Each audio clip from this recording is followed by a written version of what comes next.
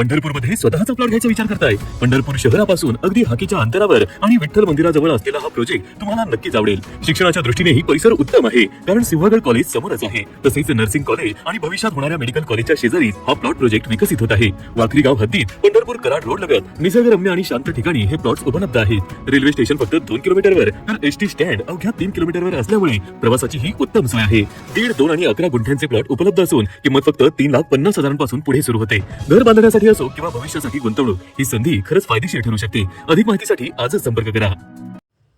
पुण्यामध्ये एकतर्फी प्रेमातून कॉलेजबाहेर रक्तरंजित थरार झाला।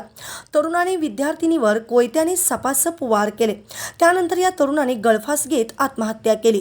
ही घटना पुणे जिल्ह्यातील जुन्नर तालुक्यात घडली असून तरुणीने लग्नाला नकार दिल्यामुळे तरुणाने हे भयंकर कृत्य केलं।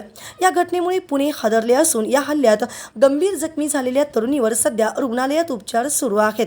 पोलीस सध्या या प्रकरणाचा तपास करीत असून मिळालेल्या माहितीनुसार महेश डामसे असं आरोपी आणि आत्महत्या केलेल्या तरुणाचं नाव होतं। महेशचे एका तरुणीवर प्रेम होतं, मात्र ती लग्नाला होकार देत नव्हती।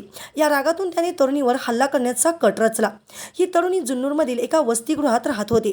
ती वसतिगृहातून महाविद्यालयात जाण्यासाठी निघाली होती, तेव्हा सरकारी रुग्णालयाच्या मागे महेशने तिला गाठलं आणि कोयत्याने तिच्या डोक्यावर, चेहऱ्यावर सपासप वार केले।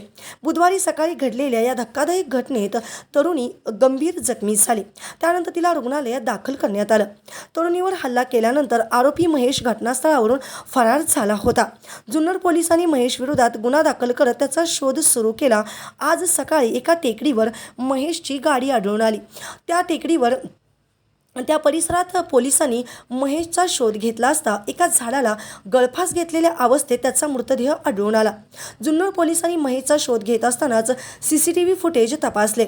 सीसीटीव्हीमध्ये त्या परिसरात तो एकटाच गेल्याचं दिसून आलं, त्यामुळं ही आत्महत्या असल्याचं दिसून येत आहे। एकतर्फी प्रेमातून घडलेल्या या घटनेनं जुन्नर तालुका हादरून गेला। या घटनेचा तपास सध्या पोलिसांकडून सुरू असून या घटनेनंतर निवासी वसतिगृहात राहणाऱ्या विद्यार्थिनीचा सुरक्षेचा प्रश्न पुन्हा ऐरणीवर आलाय। ताज्या घडामोडी पाहण्यासाठी आमच्या YouTube चॅनलवरील PVR म्हणजेच पंढरी वार्ता या न्यूजला सबस्क्राईब करा आणि शेजारील बेल आयकॉनवर क्लिक करा।